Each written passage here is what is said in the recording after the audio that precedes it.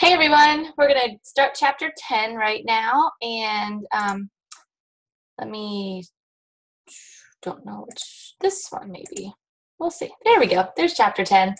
So chapter 10 is all about the endocrine system, which can get a little intense because there's a lot of little pieces and parts to the puzzle. I apologize. My hair's not oily. I just took a shower. I didn't have time to dry it, so I promise I'm clean. Smell-o-vision. I don't stink. I promise. All right, skipping through learning outcomes. These are all posted in your chapter folder already for you. Let's start with how cells communicate. They can communicate through intercellular communication. Basically, anything in your body requires the coordinated efforts of several cells or several tissues or several organs. So they have to have an efficient way of communicating to each other. Most common types of cell communication are through chemical messages. These messengers go into the interstitial fluid, into the blood, and then they communicate with various cells. They can also communicate over very great distances through a coordinated effort of the nervous and endocrine system. So in the last few chapters, we were looking at how nerves, sensory nerves, take information from the external environment, process it, and then respond with some type of motor command. In the endocrine system, we're looking specifically at chemical signals. Chemical signals, we call them hormones. And these hormones will go into the blood and go to their target tissue. So it's a different method of communication.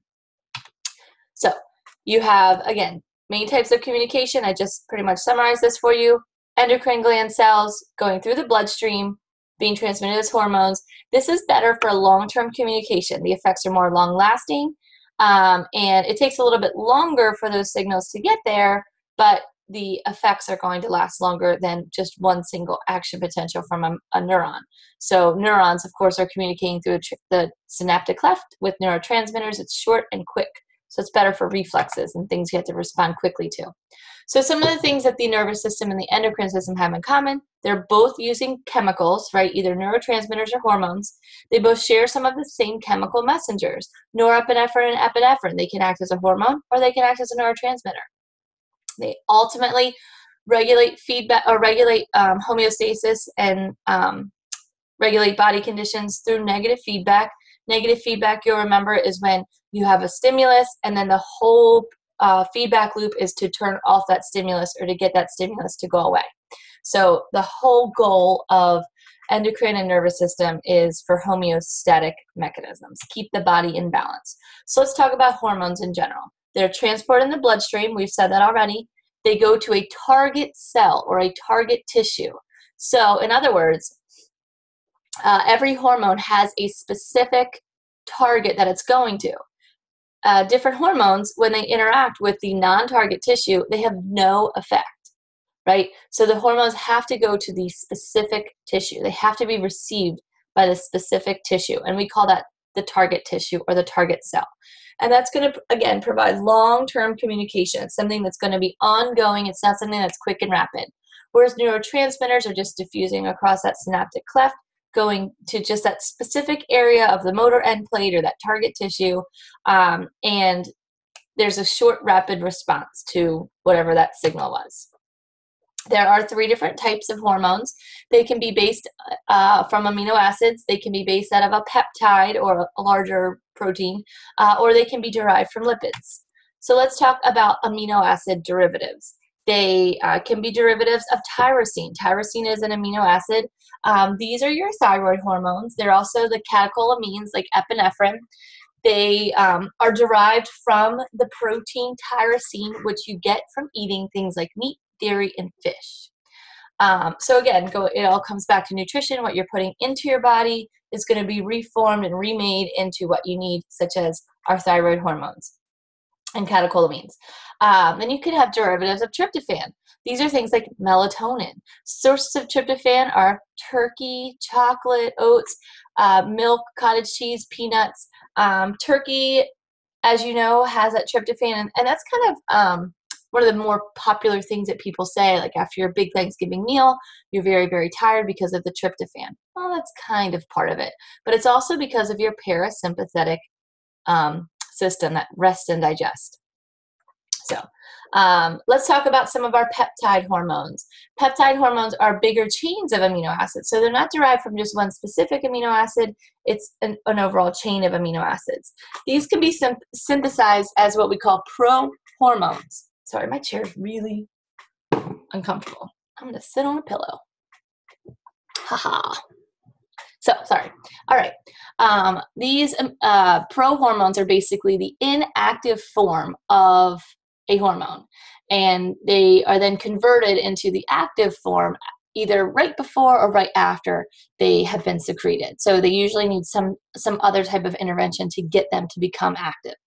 Glycoproteins can be more than 200 amino acids long, and short polypeptides or proteins are very diverse. They can be short chain polypeptides with just 9 amino acids, or they can be small polypeptides, small proteins with up to 198, 200 or so proteins. So very large compared to our amino acid derived.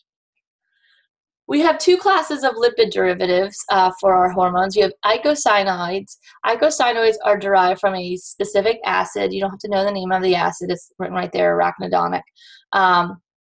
They're basically coordinating the cellular activities. They affect enzymatic processes. Prostaglandins are the major eicosanoid. They're involved in coordinating localized cell activity. So if a cell over here was just injured, maybe some type of damage went to it, and that eicosanoid, the prostaglandins, are going to communicate to the surrounding cells that there was some type of damage going on downstream, and just so that they're aware of what's going on. Steroid hormones are also a lipid derivative hormone. These are derived from cholesterol. Again, you get that from your diet. They're released by our reproductive organs. So these are the androgens, these are the estrogens, these are the progesterones. They're all steroid-based or lipid-based hormones. They're released from the adrenal cortex and the kidneys, as well as the gonads, the testes and ovaries. And they are, in order to be transported in the blood, they have to be bound to a specific transport protein. So they will stay in the blood as long as the peptide hormones are there to carry them. They can actually last longer because they have that little carrier.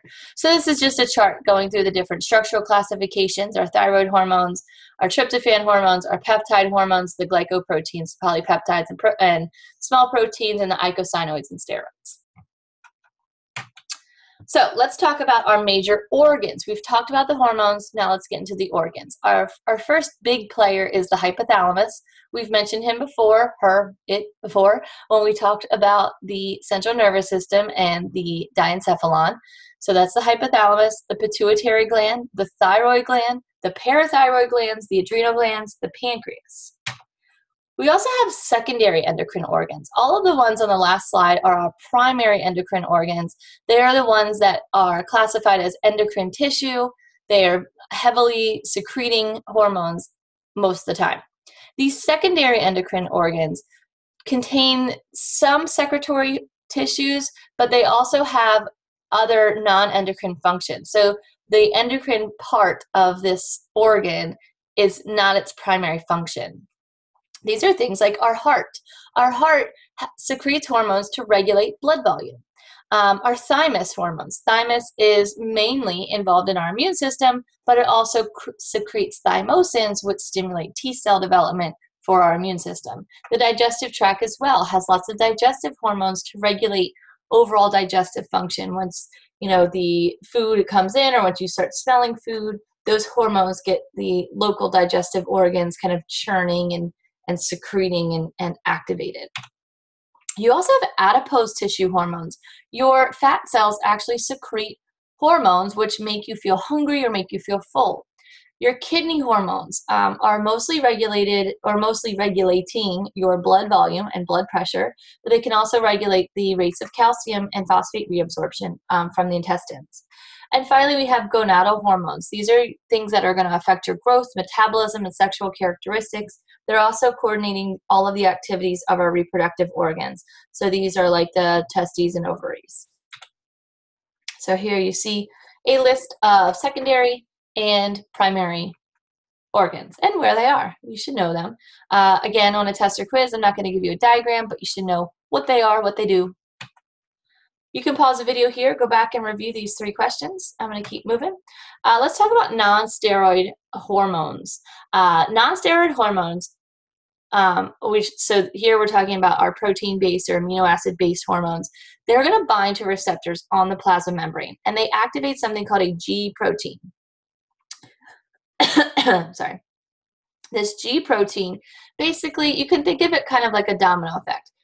This hormone comes in, binds the receptor, and then this G protein tells a second messenger, which is usually cyclic AMP or CAMP, and that second messenger kind of cascades this little pathway to the nucleus where the cell can respond, right?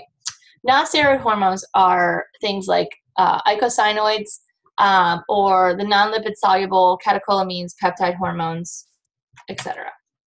Here you see exactly what I was talking about. That non-steroid hormone comes in, binds the receptor on the cell membrane, activates the G protein, which activates our secondary messenger here called cyclic AMP, which is then going to target the cell response and change the cellular metabolism to be whatever that hormone's dictating.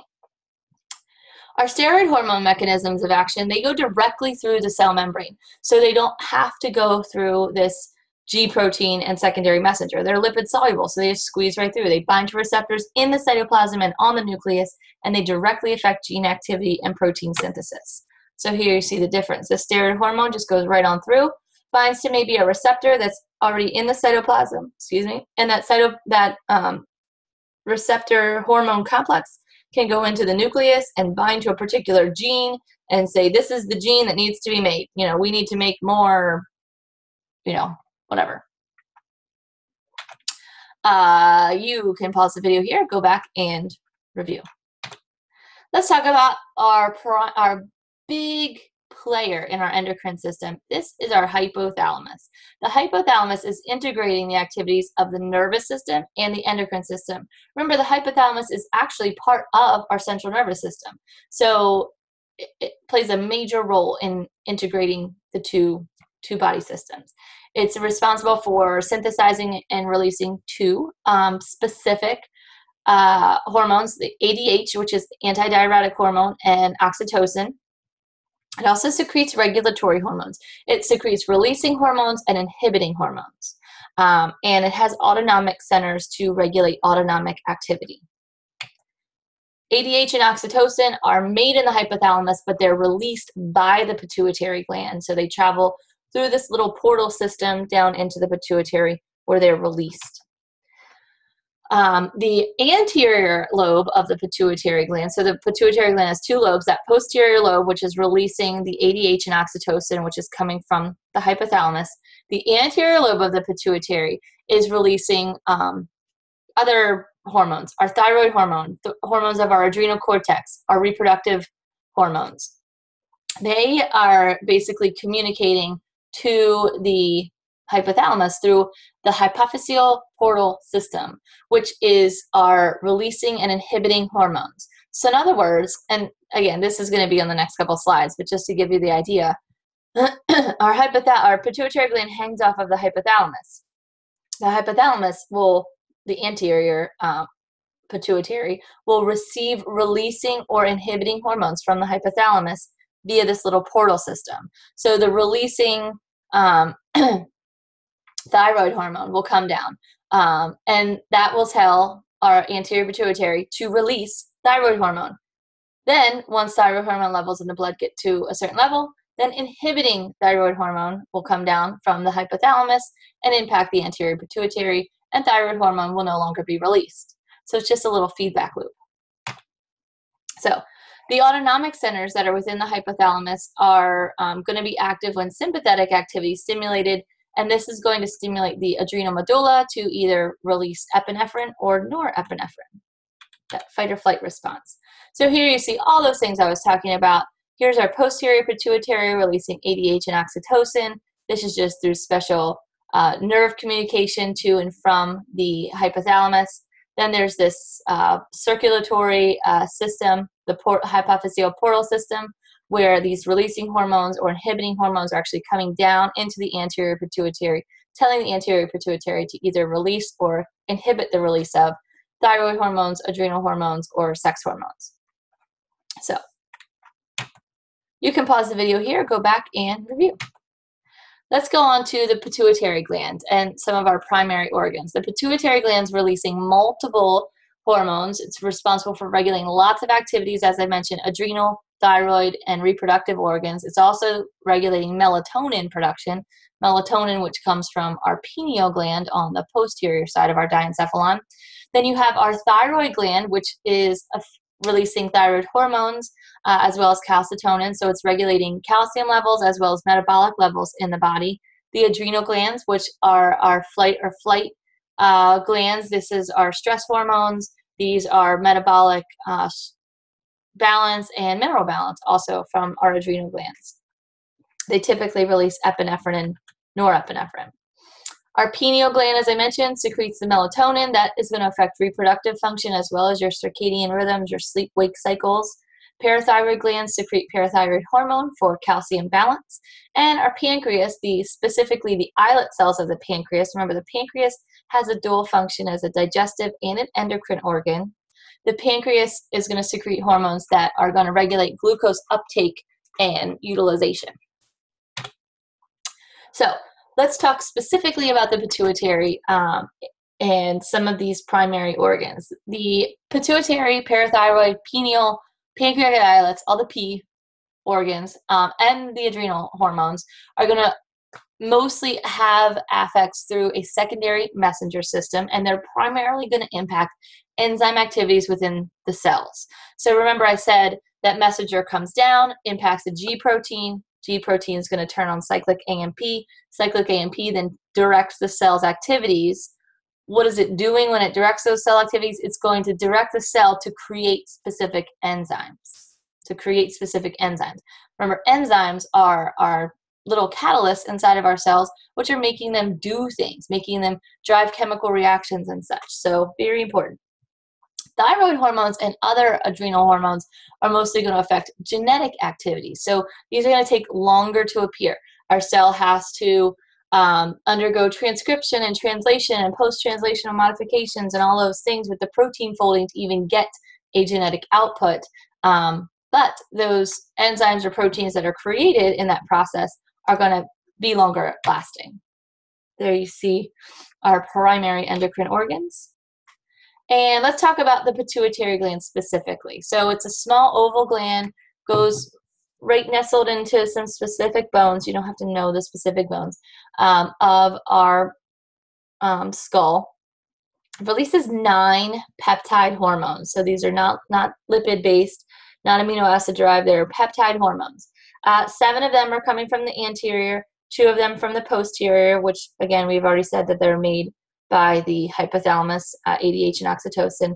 They bind to membrane receptors and they all use the same secondary messenger. So again, bind to the membrane receptor, activated G protein, activates cyclic AMP, directs cells activity through way of an enzyme. So here you see our hormones of the anterior pituitary and posterior pituitary, ADH and oxytocin. On the anterior, we have thyroid stimulating hormone, TSH. You have adrenocorticotropic hormone, ACTH. You have our gonadotropins, which are our sex hormones, FSH and LH. These are stimulating the eggs, the ovaries, and the testes. Then you also have GH, which is growth hormone, PRL, prolactin, and melanocyte stimulating hormone, MSH.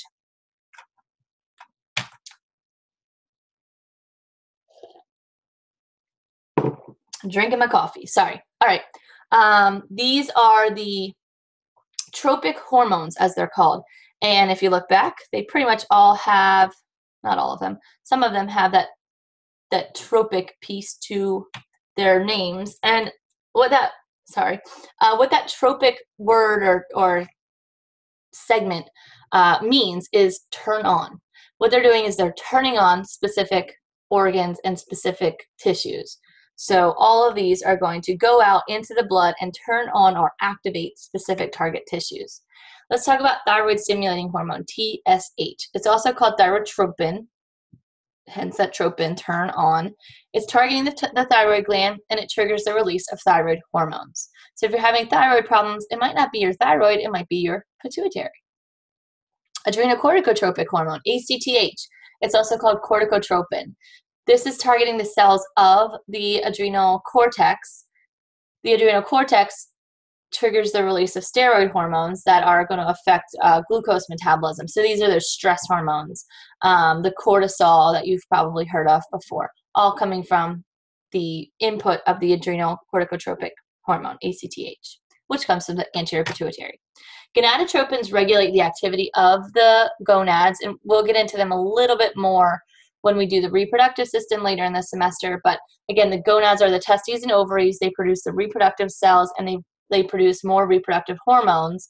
And the gonadotropins are FSH and LH. So FSH has different effects in males and females, but it's in both of us. In females, FSH is promoting ovarian follicle development. It's also stimulating the secretion of estrogen. So two things. Estrogen comes directly from the ovaries. In males, FSH is going to develop the sperm. It's going to promote sperm maturation. It's also going to be inhibited by inhibin. Inhibin is released by the testes to basically say, whoa, we have enough sperm. We don't need to make any more. So it turns off FSH. It's a feedback loop. Luteinizing hormone in females is for ovulation. It's promoting the secretion of estrogen and progestins to get that egg released out of the ovary and hopefully promote fertilization. In males, luteinizing hormone is encouraging the development or the release of androgens like testosterone by interstitial cells into the surrounding reproductive area. Testosterone is going to then fuel and support sperm development. So it's in males, it's both FSH and LH are all about maturing the sperm. In females, FSH is about developing the egg, LH is about releasing the egg. So growth hormone is not just for cell growth, it's also for reproduction, it's also for increased rates of protein synthesis, developing tissues, differentiating tissues, adipose tissues, liver, breaking down glycogen to mobilize metabolic reserves. So growth hormone, think growing and metabolizing. That's what growth hormone is all about, growing and metabolizing. Prolactin is fueling our mammary gland development. It's different from oxytocin, so don't confuse the two. It's just telling the mammary glands to get ready to release milk. It's stimulating milk production, but not milk release. It's just milk production. So maturing the mammary glands, getting them ready to secrete milk. MSH, melanocyte stimulating hormone, this is stimulating the production of melanin. So this is not a hugely active hormone later in life, but this is something that gets turned on very early in development, and basically after infants are born, this is just fueling the pigment development in infants, babies. So this is just the hormones of the anterior pituitary. Let's talk about the hormones of the posterior pituitary, ADH or vasopressin and oxytocin. ADH is released in response to a rise in solute concentration in the blood. In other words, it's very thick and it's not very dilute. You need more water in it. You're dehydrated. Or maybe your blood volume falls. Maybe you're hemorrhaging and you need more blood volume. And because your blood volume is falling, you also have decreased blood pressure. So blood volume and blood pressure are related to one another. The neurosecretory neurons are basically stimulated by special osmoreceptors that are within the hypothalamus, and they say, uh-oh, our blood's too concentrated, or we don't have enough blood volume, or our blood pressure's too low, so we need to release ADH. We need to get ADH into the blood. So what does ADH do? Its primary function is to decrease the amount of water that is secreted at the kidneys. So in other words, it's going to super concentrate your urine, and it's going to pull all of the water back out of that urine solution that's being created by the kidneys. It's called filtrate. So it's causing vasoconstriction. It also helps to raise your blood pressure. And alcohol inhibits ADH release, which explains hangovers, right?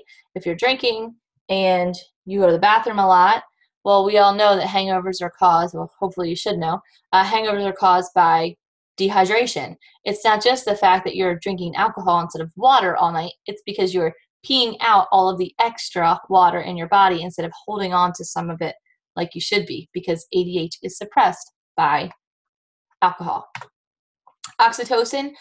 In women, oxytocin is going to stimulate smooth muscle contraction of the uterus. So this is what brings on labor, promotes delivery. It also stimulates the contraction of mammary gland cells to eject the milk. So again, prolactin is different. It's making the milk, maturing the mammary glands. Oxytocin is actually getting the milk to come out of the body. You do find differing levels or elevated levels during sexual activities in both males and females. Oxytocin is like the love hormone. That's what makes you feel connected to other people. This is why mothers and babies have a very strong bond, and husband and wives have a strong bond. It's because of oxytocin. So here are the two hormones. You can pause the video here, go back and review if you need to. Let's talk about the thyroid gland. Moving on from the pituitary into the thyroid. This is on the anterior surface of the trachea. You can feel a little bit if you take a gulp. It kind of comes up a little bit. It's right here. It's inferior to the thyroid cartilage. That's your Adam's apple that kind of sticks out more in males than females. There's two lobes. It's connected by a little isthmus. Looks like a little butterfly. It has a variable size based on heredity, environmental factors, as well as nutritional factors. And typically has a deep red color because it has an extensive blood supply. It has an extensive blood supply because those hormones that are being secreted need to enter the blood and get out into the body. Your thyroid hormones have such a huge widespread effect all over your body. There you can see about where it is, right? Just above that little jugular notch in your sternum. You can see the thyroid follicles and all these little C cells, which are there secreting calcitonin. So let's talk about how these follicles are created. The thyroid gland is filled with the thyroid follicles. They're just basically little hollow spheres. They have a colloid, which has a bunch of dissolved proteins inside of it. They are synthesizing thyroglobulin. Thyroglobulin contains the amino acid tyrosine. Iodine ions get added to thyroid hormones, and this thyroglobulin hormone complex is basically stored in the follicle until it's ready to be released. The parafollicular cells are the cells that are outside of that follicle. These are large, pale C cells or parafollicular cells. These produce the calcitonin. Calcitonin is the regulator of blood calcium levels along with parathyroid gland. Here you see a better view. The follicular cells are colloid, and then the parafollicular cells. So let's talk about this thyroglobulin. Thyroglobulin can be broken down into two specific hormones, T3 with 3 iodine ions or T4 with 4 iodine ions. About 75% of thyroid hormones are attached to a transport protein. Usually they're thyroid binding globulins, TBGs. They help to release the thyroid hormones very gradually into the blood, so it's not just a big rush of thyroid hormone, and more than a week's supply of thyroid hormone is bound to those transport proteins. So in other words, if tomorrow your thyroid hormone shut off, you would still have a week's supply of thyroid hormone in your blood, driving cellular metabolism, etc. Thyroid hormones are extremely important. If you know someone with an inactive thyroid, you probably do because it's very common. You know that their body can get all out of whack very, very quickly.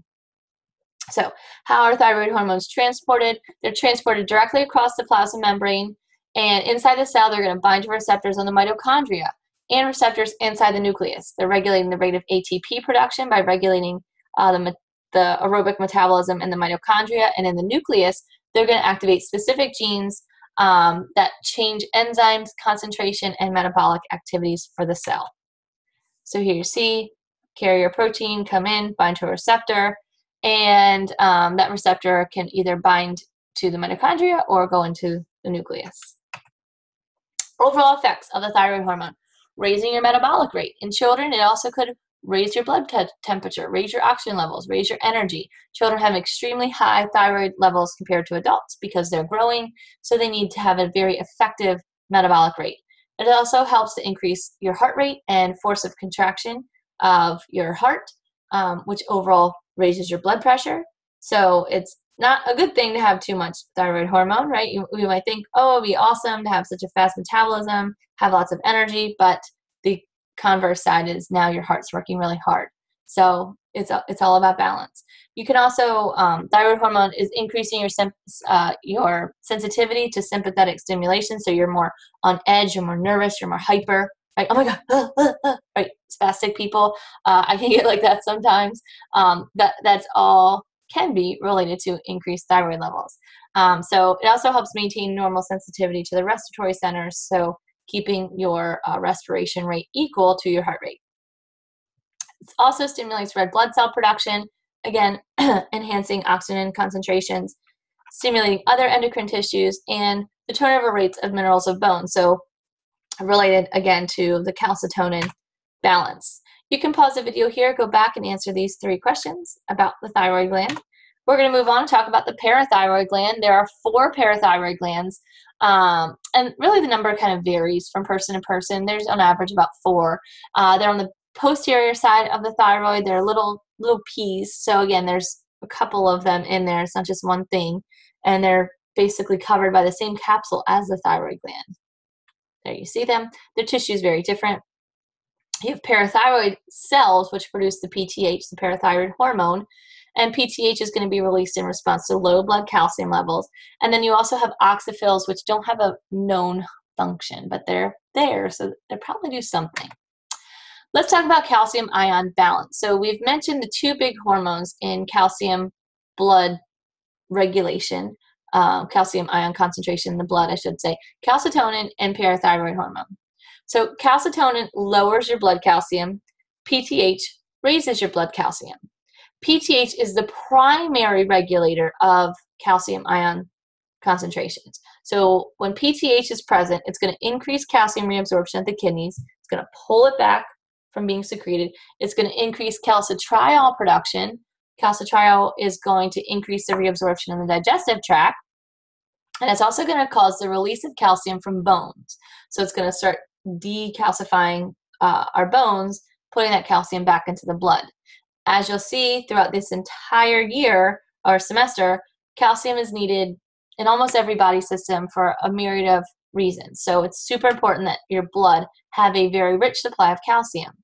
Elevated calcium levels are fairly rare, but when your blood calcium levels get too high, calcitonin will come in and regulate that, cause the increased secretion of calcium at the kidneys, cause decreased reabsorption in the digestive tract, and cause calcium to be deposited back onto the bones.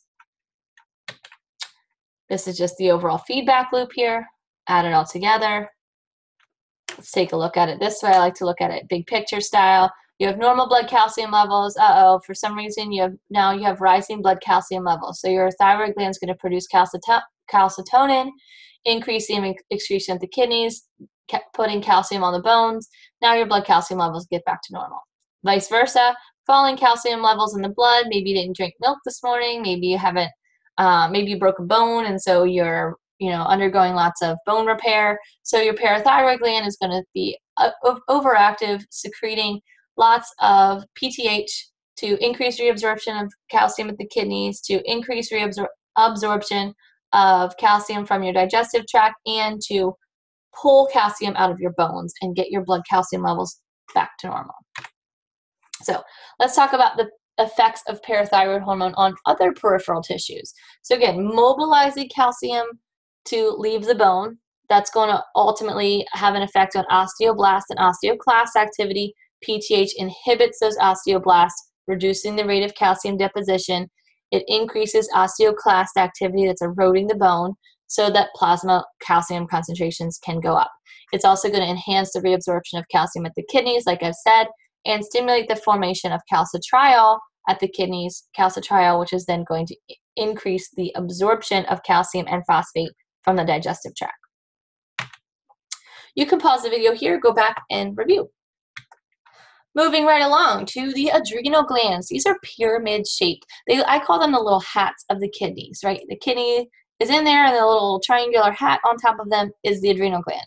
They have a very rich blood supply, just like the thyroid. Again, that's because lots of hormones are going in and out of that area, and so it's important for them to be receptive with lots of blood coming to that area, bringing those hormones or taking them away. There's an outer cortex and an inner medulla. And here you see what I mean, outer cortex, inner medulla. They have different functions. Little hats on top of the kidneys, as I mentioned. So let's talk about the cortex. The cortex produces steroid hormones called corticosteroids. These corticosteroids affect the genes of target cells, resulting in changes in metabolism and enzymes. So corticosteroids, very important. The adrenal medulla, these, you might remember that word from our parasympathetic nervous system. This is causing the release of epinephrine and norepinephrine, responding to sympathetic activation. There you see our regions: cortex, medulla, epinephrine. The hormones coming from the adrenal cortex are corticosteroids, which can be mineralocorticoids, glucocorticoids, or the androgens. Even though our gonads, testes and ovaries, secrete testosterone, estrogen, and progesterone, our adrenal cortex secretes just a little bit of them as well. And that's for just the maintenance of our secondary sex characteristics pre and post sexual reproductive age. So early on, boys tend to look a little different than girls, even before puberty. And that's, again, because of these androgens coming from the adrenal cortex. Same thing with later in life. Once sperm production goes down, once women go into menopause, they still have female and or male characteristics based on the androgens that are coming from their adrenal cortex. So let's talk about that outer zone of the adrenal cortex. This is where the mineralocorticoids come from. This is like our aldosterones, and we'll talk about the function of aldosterone in a little bit. Then you have the central zone, which is our glucocorticoids like corticosterone or cortisone, which you may have heard of before. And then there's an inner zone that borders the adrenal medulla. This is our androgens that can be converted into estrogens like testosterone and estrogen. This is the same chart, just zoomed in a little more. You can pause the video here, go back and review. Let's talk about the pancreas. The pancreas is on the kind of underside of the stomach and just above the small intestine. Looks like a little fish. It has both endocrine and exocrine functions. The exocrine function is its major role. That is when it's secreting through a duct, its digestive functions. The endocrine function is minimal, but it's very important. The pancreatic acini are secreting the enzymes through ducts. There you see, like I said, it kind of looks like a little fish nestled in there. The islets are the parts of the pancreas that are important to the endocrine function. They have alpha cells and beta cells. The alpha cells are secreting glucagon. The beta cells are secreting insulin. So these are kind of nestled within the exocrine cells, just random groups of islets, either alpha or beta, secreting either glucagon or insulin. There you see them. So let's talk about the functions of insulin and glucagon. These are the primary regulators of blood glucose levels. They rising blood glucose levels is going to trigger the beta cells to release insulin. Insulin is going to lower the blood glucose level. It basically increases the glucose uptake by our muscles, cells, and primarily muscle cells. It's also going to increase the rates of glycogen synthesis in skeletal muscle. So it's basically pulling the glucose in and packaging it up in glycogen for later. Dropping blood glucose levels, like when you're sleeping, or if you're on sorry, my nose itches. If you're sleeping, or if you're on one of those like no carb diets or something like that, that's going to cause your pancreas to release glucagon. Glucagon is going to basically trigger the rate of glycogen breakdown and glucose release into the blood to get your blood sugar levels back up. So here's the whole process. Normal blood glucose levels or blood sugar levels, they rise. Maybe you just ate a pixie stick, or maybe you just had a meal. So your beta cells are going to secrete insulin. Look at all the effects throughout the body. Increased rates of glucose transport into the cells, increased rates of glucose use and ATP generation, increased conversion of glucose to glycogen, increased amino acid absorption and protein synthesis, and increased triglyceride synthesis. So basically, it's your body saying, we just brought something into our body, now we need to take it into the cells and use it. So our blood glucose levels go back to normal. The opposite, when our blood glucose levels are falling, the alpha cells are secreting glucagon. Glucagon is going to increase the breakdown of glycogen into glucose. It's going to increase the breakdown of fat to fatty acids from the adipose, and it's going to increase the synthesis and release of glucose from the liver. So ultimately putting everything back into the blood, getting it restored. You can pause the video here, go back and review. Let's talk about the pineal gland. The pineal gland is part of the epithalamus on the posterior portion of our diencephalon. It includes neurons, neuroglia, and secretory cells. That's mostly what we're concerned with here. Those secretory cells release melatonin. Melatonin production is influenced by a visual pathway. It's produced more at night than during the day, and that's because melatonin makes you sleepy. So at night, when there's less light coming in, typically, outside, of course, you can turn the artificial light on inside, that is going to stimulate melatonin production. Even when you turn out the lights at bedtime, right? You go to sleep, you turn out the lights in your bedroom, now your melatonin secretion is going to increase so that you can rest your brain, rest your body, and get put into a sleep. There it is. Let's talk about the functions of melatonin in humans. It inhibits reproductive function. So in some mammals, it can slow the maturation of sperm, can slow the maturation of oocytes or egg cells. It can also reduce the rate of gonadotropin-releasing hormone secretion. So in other words, inhibits the release of FSH and LH. It can also play a role in sexual maturation, the timing of sexual maturation. So blood levels go down at puberty, and the pineal tumors can basically eliminate melatonin, causing premature puberty. So can bring about a bunch of issues during that kind of tween age when children are going into puberty. Melatonin can act as an antioxidant. It can protect our central nervous system neurons from free radicals like nitric oxide and hydrogen peroxide. It also sets our circadian rhythms. This is our daily day-night sleep-wake cycle. And that's because our pineal gland is kind of set on this little timer that says, okay, well, we haven't released melatonin in a while, so now we're going to, right? You've gone through maybe 15 hours of your day, and now you're ready to go to sleep because you're tired. You're tired because your melatonin is starting to be secreted. Or because I'm boring you with my amazing lecture on the endocrine system. So these 3 questions, pause the video, go back and answer them. Let's keep moving. These are some clinical conditions like diabetes. Diabetes mellitus is an endocrine disorder characterized by high blood glucose levels or hyperglycemia. Basically, the kidney reabsorption gets so overwhelmed, so glucose just starts appearing in the urine. It's called glucosuria. Or the urine volume increases dramatically because the water is leaving along with the glucose. It's called polyuria. So one of the first signs of juvenile diabetes is a child that pees a lot. There's also a disruption of metabolic activities throughout the body. The cells shift to lipids and proteins as an energy source instead of carbohydrates because your body's getting rid of the carbohydrates, and so you have lots of ketone bodies, which can cause diabetic ketoacidosis. In other words, your blood pH can drop, which can be very dangerous. Type 1 or insulin-dependent diabetes. This is when the beta cells don't produce enough insulin. Basically, the pancreas is shutting down. Or the endocrine part of the pancreas is shutting down. The patients have to have daily injections or continuous infusions via an insulin pump. This is a very small percentage of diabetes in the United States. This is the childhood diabetes. This is typically children that are under 10 will get diagnosed with this. Type 2 is non-insulin dependent diabetes. This is the most common form, unfortunately, even though this form of diabetes is almost 100% preventable.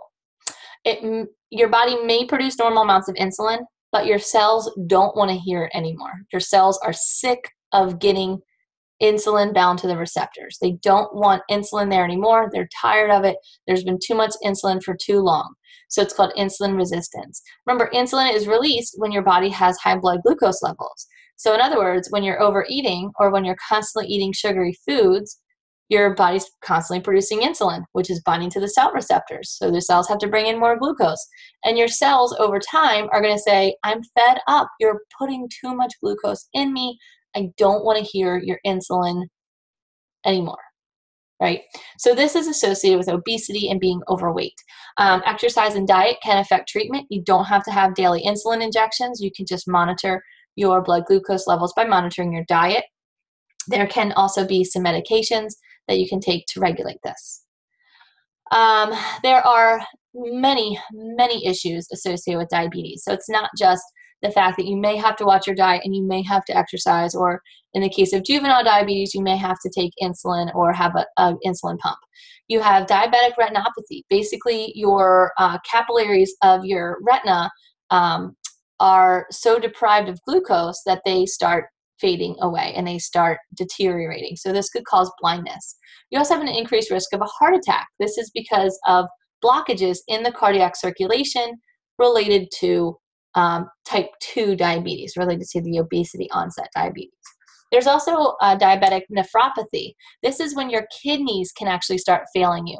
Remember, we said the one of the first signs of diabetes is having glucose in your urine.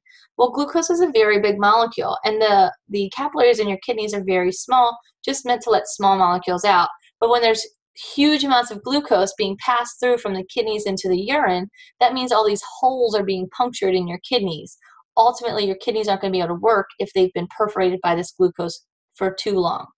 There's also diabetic neuropathy. This is where nerves are actually going to start dying. You could go numb in certain areas of your body because the nerve cells are dying there. Why are they dying? Because they're not getting the glucose that they need in order to survive. This can also cause damage to peripheral tissues like ulcerations and infections, ultimately reducing blood flow to usually the distal limbs like your feet, and sometimes diabetics have to have their limbs removed, like their feet removed and below the knee, again, depending on how well you monitor your diabetes. This is just a summary of all of the horrible effects of diabetes. You more than likely know someone with diabetes. It's fairly common. So you might want to ask them or ask yourself, are you type 1 or type 2? Is there something you can do to prevent this? If you're type 2 diabetic, there are lots of things you can do to improve your lifestyle so that it is no longer an issue. If you're type 2 diabetic, there's not much you can do to regulate or to change the fact that your pancreas just doesn't work anymore. But by regulating your insulin levels in your body, you can live a perfectly normal life. So here are some review questions. You can pause the video, go back and review. Let's keep moving. We're almost wrapped up with chapter 10. Let's talk about the stress response. Any condition that threatens homeostasis is a form of stress. It can be physical or emotional. There are lots of mechanisms that our bodies use to respond to stress. Our body has general responses to stress, and we call that a stress response or a general adaptation syndrome. GAS, gas. Isn't that interesting?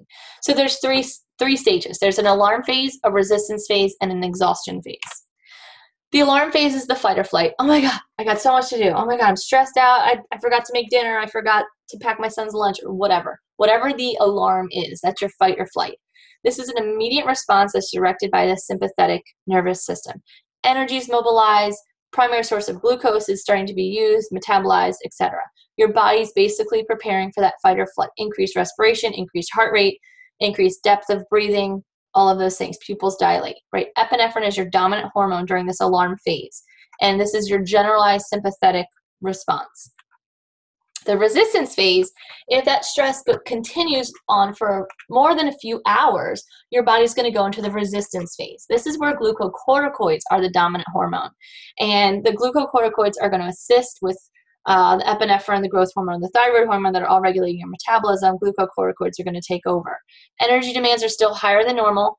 Neurotissue still has a demand for energy because you're stressed and you're trying to figure out what's going on. Your glycogen reserves are almost exhausted at this point, and your body's metabolic reserves are mobilized. Tissue metabolism is shifted away from glucose, moving on to fatty acids. So the lipid reserves can maintain the resistance phase for weeks or months. This is when we get into our exhaustion phase. When those reserves are depleted, our body enters this exhaustion phase where you just can't go on without changing something in your life. Sodium and potassium imbalance is causing neuron and muscle malfunction. Without immediate correction, organ systems can fail. This is not your typical, I'm really stressed at work, we're having money problems, or I'm not getting along with my husband, or my kids are little jerks and I can't control them, or whatever that you would normally typically classify as stress in your life. The exhaustion phase is more of a physiological stress, like when you are hiking up Mount Everest or something like that.